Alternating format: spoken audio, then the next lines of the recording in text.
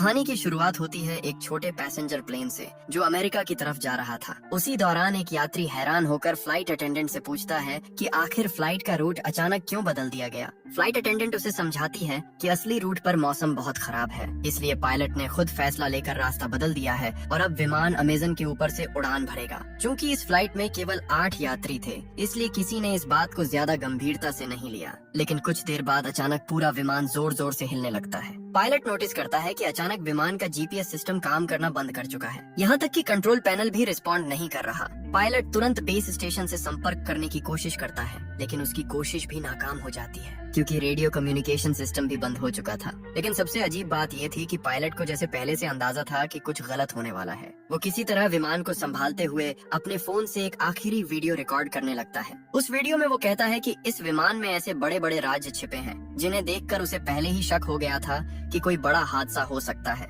अब विमान तेजी से नीचे गिरने लगता है। सामने घना जंगल और ऊंचे पहाड़ दिखाई दे रहे थे। पायलट किसी तरह पेड़ों की शाखाओं का इस्तेमाल करके विमान की स्पीड कम करने की कोशिश करता है ताकि क्रैश का असर थोड़ा कम हो जाए। कई किलोमीटर तक घसीटने के बाद आखिरकार विमान रुक जाता है। यहाँ मौजूद लगभग सभी यात्री जिंदा बच जाते हैं, लेकिन फ्लाइट अटेंडेंट जिसने सीट बेल्ट नहीं पहनी थी वो मौके पर ही मर जाती है। अब सभी यात्री घबराकर एक दूसरे से चर्चा करने लगते हैं कि आखिर अब उन्हें क्या करना चाहिए। वो लोग पहले ये कंफर्म करते हैं कि फ्लाइट अटेंडेंट के अलावा किसी को कोई गंभीर चोट नहीं आई। इसके बाद 2 यात्री जल्दी से कॉकपिट में जाकर पायलट की हालत देखने लगते हैं, लेकिन वहाँ का दृश्य देखकर वो दंग रह जाते हैं। कुछ पेड़ों की बड़ी शाखाएं पायलट के सीने के आर पार हो चुकी थीं, फिर भी वो किसी तरह जिंदा था। दोनों यात्री धीरे धीरे सीट हटाने की कोशिश करते हैं ताकि पायलट ठीक से सांस ले सके। तभी अचानक विमान के बाहर आग लगने की आवाज आती है। सभी यात्री तुरंत विमान से बाहर निकल जाते हैं और आग बुझाने की कोशिश करने लगते हैं, क्योंकि अगर पूरा विमान जल गया तो रेस्क्यू टीम आने तक वो लोग रहेंगे कहाँ। कुछ समय बाद हालात थोड़े शांत होते हैं। अब सभी 8 यात्री एक साथ बैठकर समझने की कोशिश करते हैं क्या आखिर रूट बदलने के बाद वो अमेज़न के किस हिस्से में आ गए।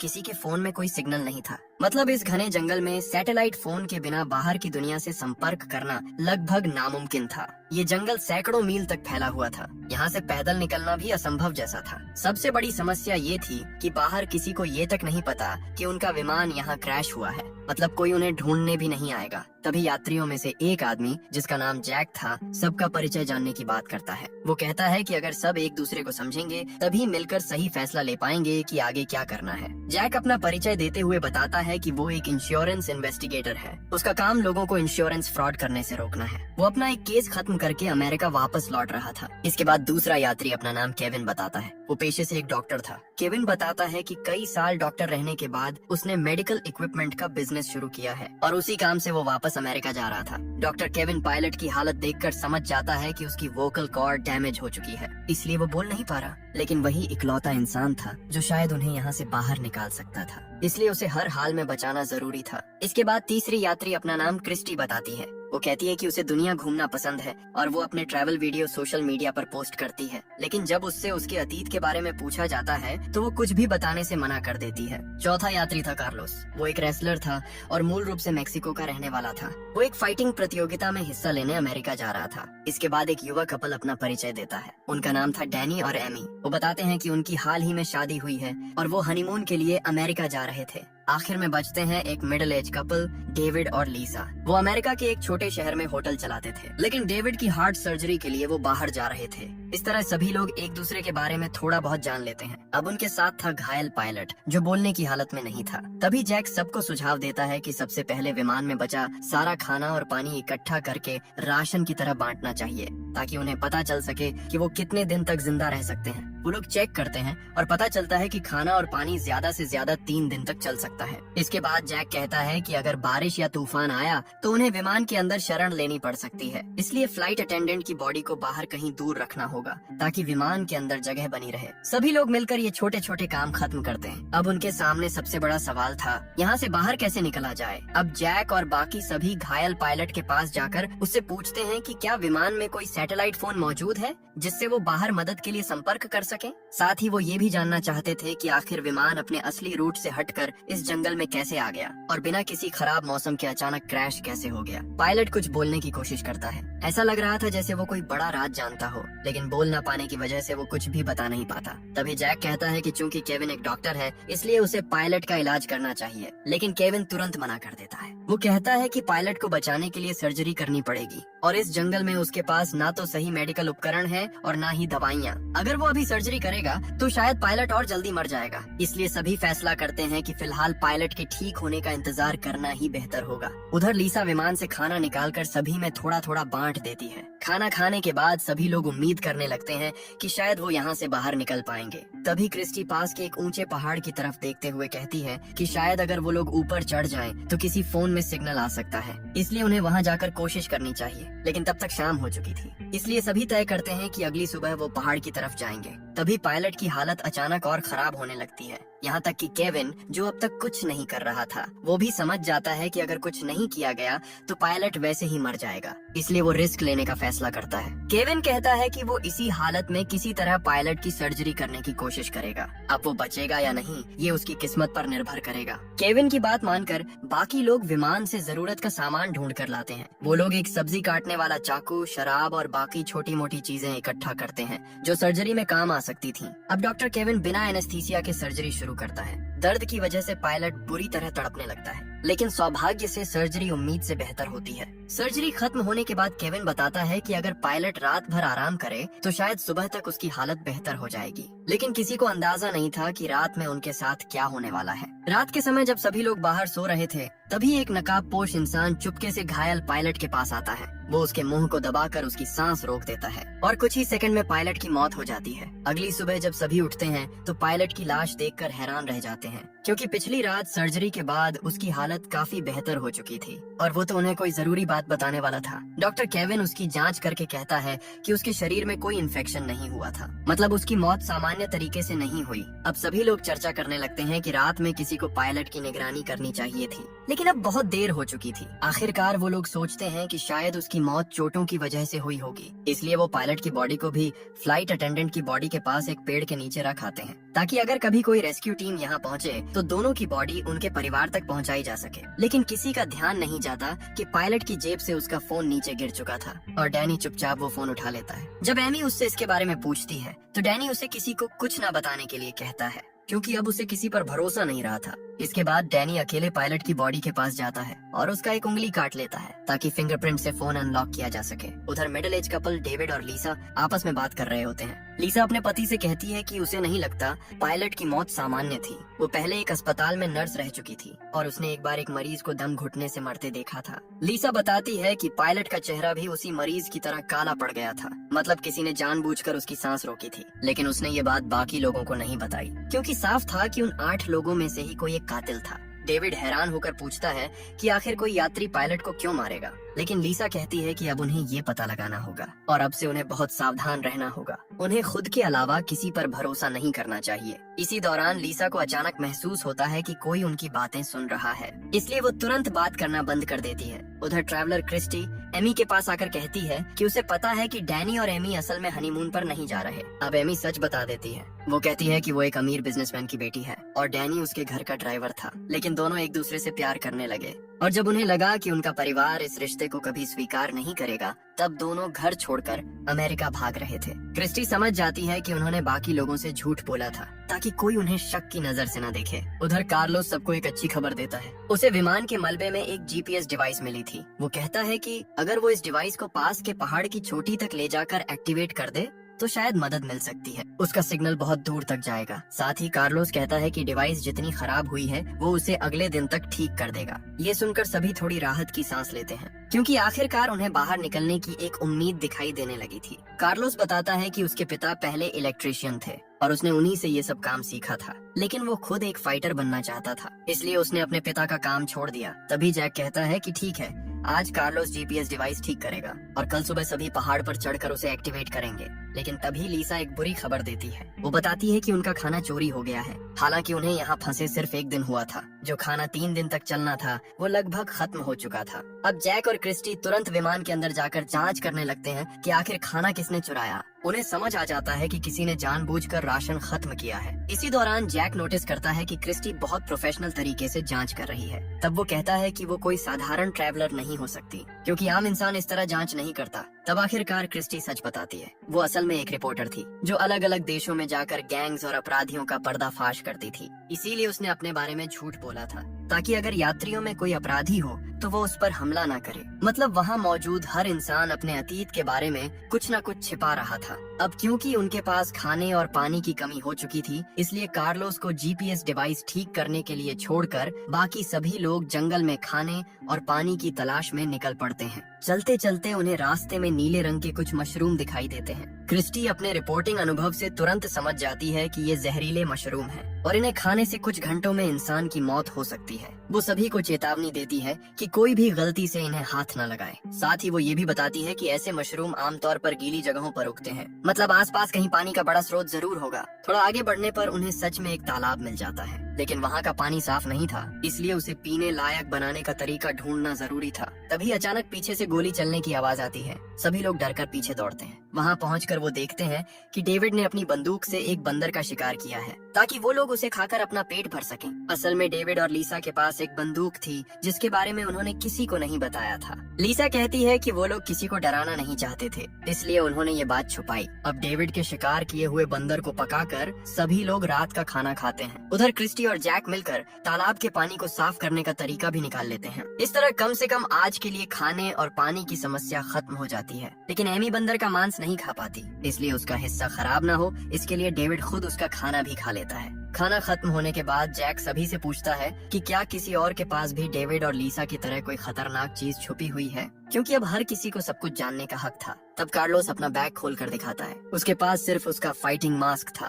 जो उसकी फाइटर पहचान को रिप्रेजेंट करता था। साथ ही वो कहता है कि कल वो लोग जीपीएस डिवाइस के जरिए मदद के लिए सिग्नल भेज देंगे, इसलिए फिलहाल उन्हें एक दूसरे से डरने की जरूरत नहीं है। लेकिन उसी रात जब सभी लोग सो रहे थे, अचानक डेविड की तबीयत खराब होने लगती है और दूर अंधेरे में कोई इंसान छिपकर ये सब देख रहा था। अब वही रहस्यमयी इंसान अपना सैटेलाइट फोन निकालता है और किसी लड़की को कॉल करता है। वो कहता है कि उनका प्लान अब तक पूरी तरह सफल रहा है और वो इसे और तेजी से आगे बढ़ाएगा। मतलब उन यात्रियों में से किसी एक के पास सैटेलाइट फोन मौजूद था, लेकिन उसने जानबूझकर उसे सबसे छुपा रखा था और शायद वही शुरू से ये सब कर रहा था। लेकिन क्यों, ये अभी भी एक बड़ा रहस्य था। अगली सुबह सभी लोग लीसा के रोने की आवाज सुनकर जागते हैं, क्योंकि रात में डेविड की मौत हो चुकी थी। डॉक्टर केविन उसकी जांच करके बताता है कि उसके मुंह से झाग निकल रहा है, मतलब उसे फूड पॉइजनिंग हुई थी और शायद उसे वही जहरीले मशरूम खिलाए गए थे जो उन्होंने पिछले दिन जंगल में देखे थे। ये सुनते ही लीसा गुस्से में आ जाती है। वो सभी पर चिल्लाने लगती है कि उनमें से कोई एक इंसान सबको एक एक करके मार रहा है, लेकिन अब तक किसी को ये समझ नहीं आ रहा था कि आखिर कोई ऐसा क्यों करेगा। इन 8 लोगों में से तो कोई भी एक दूसरे को पहले से जानता तक नहीं था।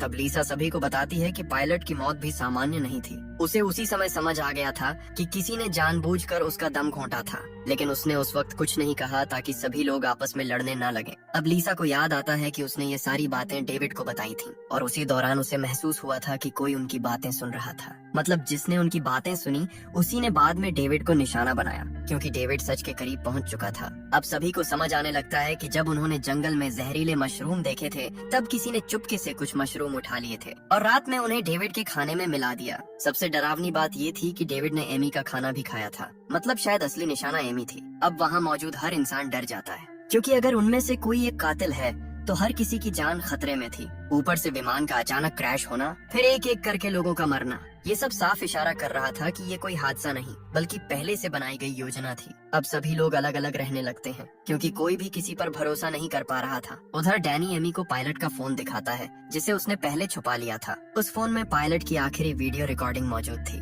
वीडियो में पायलट खुद कह रहा था कि विमान में कोई बहुत बड़ा राज छुपा हुआ है और विमान को जानबूझकर क्रैश करवाया गया है।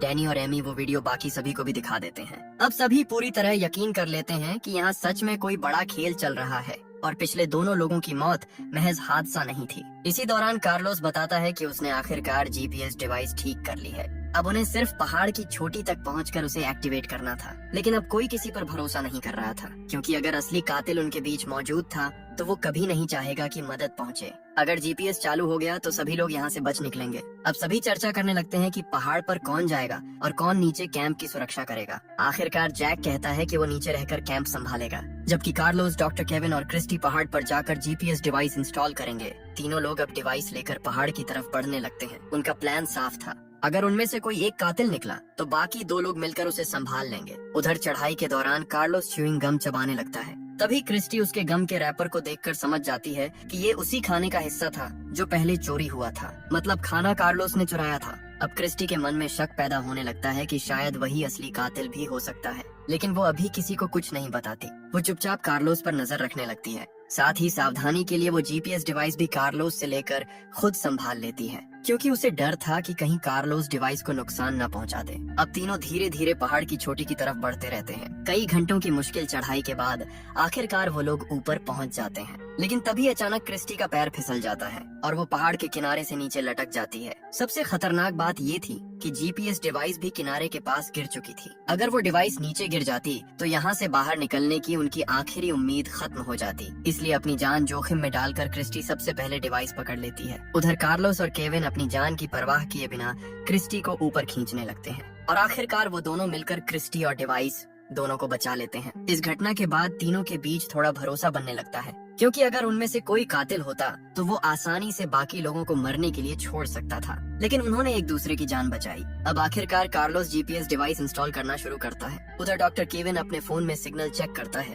लेकिन अब भी कोई नेटवर्क नहीं था। मतलब अब उनकी आखिरी उम्मीद सिर्फ यही जीपीएस डिवाइस थी। कुछ देर बाद कार्लोस खुश होकर बताता है कि डिवाइस आखिरकार एक्टिवेट हो चुकी है और कुछ घंटों में उसका सिग्नल दूर तक पहुंच जाएगा। अब सूरज डूबने लगा था, इसलिए तीनों वापस कैंप की तरफ लौटने लगते हैं। उधर नीचे कैंप में मौजूद बाकी लोग अब एक दूसरे पर बिल्कुल भरोसा नहीं कर पा रहे थे। लीसा अपनी बंदूक लेकर जैक को दूर रहने के लिए कहती है, क्योंकि अपने पति की मौत के बाद अब उसे हर इंसान पर शक होने लगा था। उधर डैनी भी एमी पर गुस्सा करने लगता है। वो एमी से कहता है कि अब से वो किसी और से बात नहीं करेगी और हर चीज वही संभालेगा। लेकिन अब एमी खुद डैनी पर शक करने लगी थी। उसे लगने लगा कि शायद उसने अपने ड्राइवर के साथ भागकर बहुत बड़ी गलती कर दी, क्योंकि वो डैनी के अतीत के बारे में कुछ भी नहीं जानती थी। वो सिर्फ प्यार में अंधी होकर उसके साथ भाग आई थी और अब इस जंगल में एक एक करके लोग मर रहे थे। एमी की बातें सुनकर डैनी गुस्से में चिल्लाने लगता है। वो कहता है कि अगर वो ना होता तो एमी अब तक मर चुकी होती। डैनी का ये रूप देखकर एमी डर जाती है, क्योंकि उसने पहले कभी उसे इतना गुस्से में नहीं देखा था।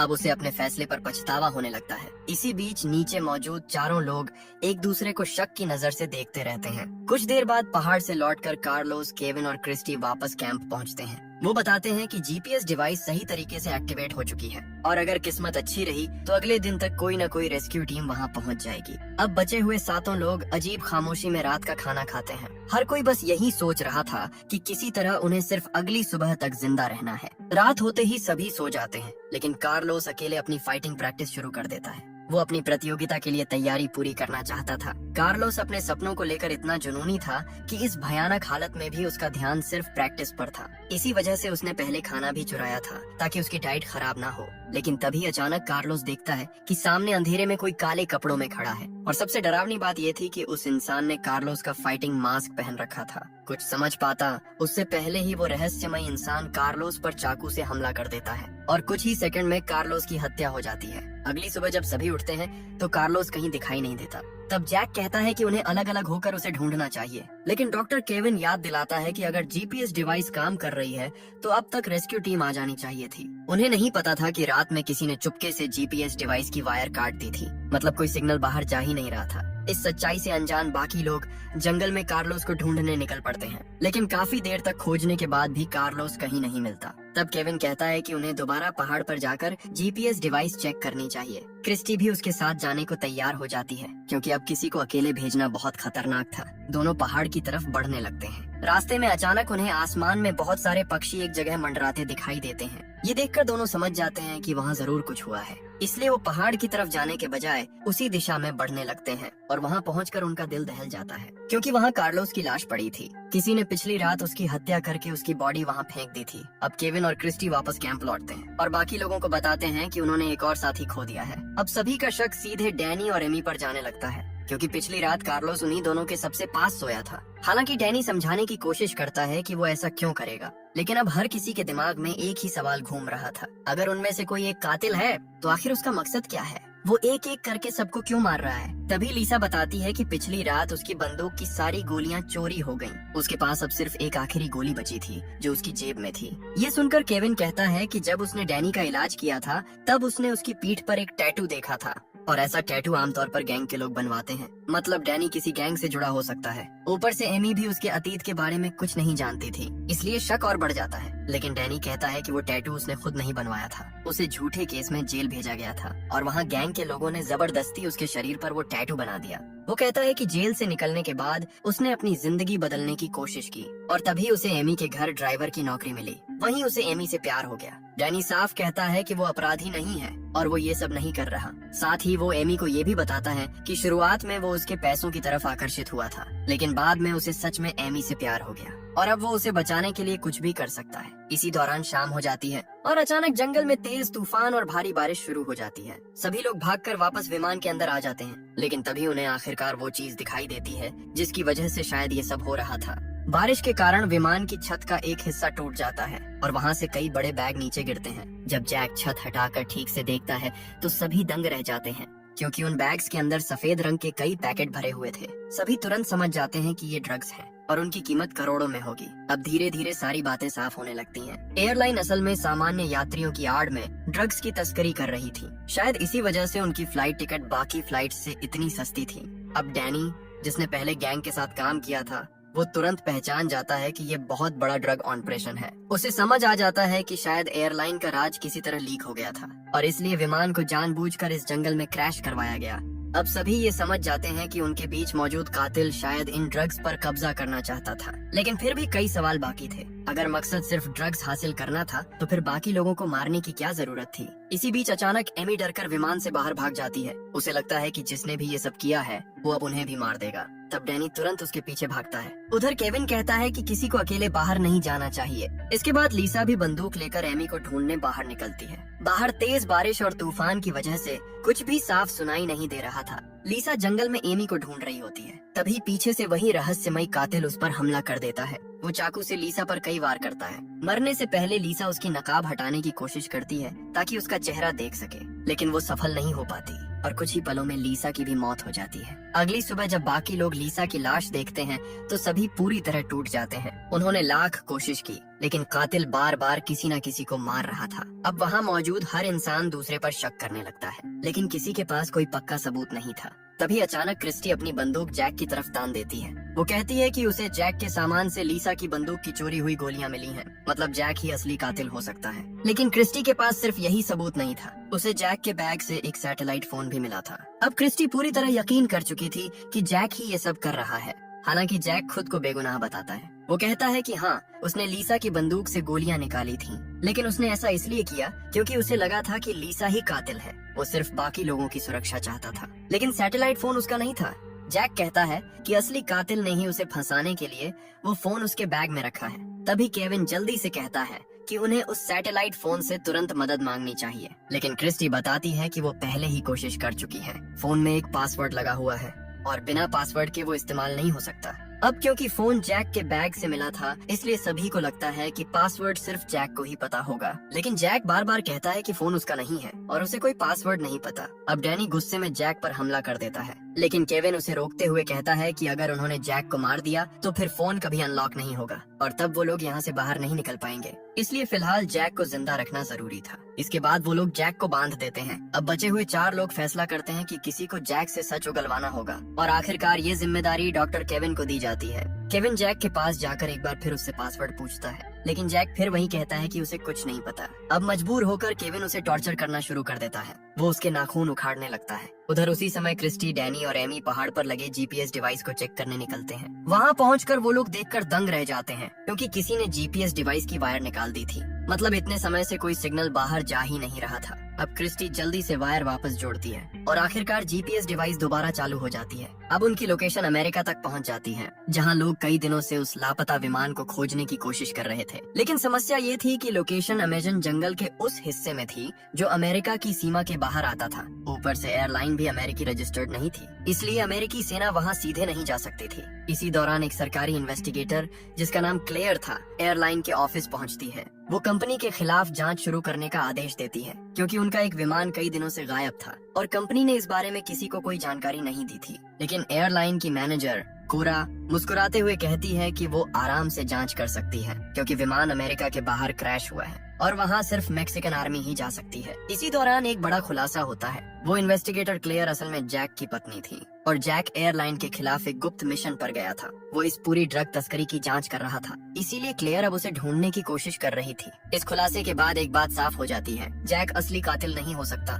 लेकिन जंगल में मौजूद बाकी लोग अभी भी उसी पर शक कर रहे थे। उधर जंगल में क्रिस्टी अकेले जैक के पास आती है। अब उसे भी लगने लगा था कि शायद जैक को फंसाया जा रहा है। जैक उसे समझाता है कि अगर वो सच में कातिल होता तो वो सिर्फ गोलियां नहीं बल्कि पूरी बंदूक चुरा लेता और फिर बाकी लोगों को आसानी से मार सकता था, लेकिन उसने ऐसा नहीं किया। क्रिस्टी को उसकी बात सही लगती है, इसलिए वो चुपचाप जैक की रस्सियां खोल देती है और उसे वहाँ से भाग जाने के लिए कहती है, ताकि बाकी लोग उसे दोबारा टॉर्चर ना कर सकें। अगली सुबह जब बाकी लोग देखते हैं कि जैक गायब है तो वो हैरान रह जाते हैं। क्रिस्टी ऐसे व्यवहार करती है जैसे उसे कुछ पता ही ना हो, लेकिन डैनी और एमी डर जाते हैं, क्योंकि अगर जैक सच में कातिल हुआ तो अब वो आजाद था और वो किसी से भी बदला ले सकता था, खास तौर पर केविन से, जिसने पिछली रात उसे बुरी तरह टॉर्चर किया था। अब केविन खुद डरने लगता है। तभी डैनी फैसला करता है कि वो एमी को लेकर बाकी लोगों से अलग हो जाएगा, क्योंकि अब उसे किसी पर भरोसा नहीं था। लेकिन क्रिस्टी उसे समझाने की कोशिश करती है। वो कहती है कि अगर सभी अलग अलग हो गए तो असली कातिल के लिए लोगों को मारना और आसान हो जाएगा।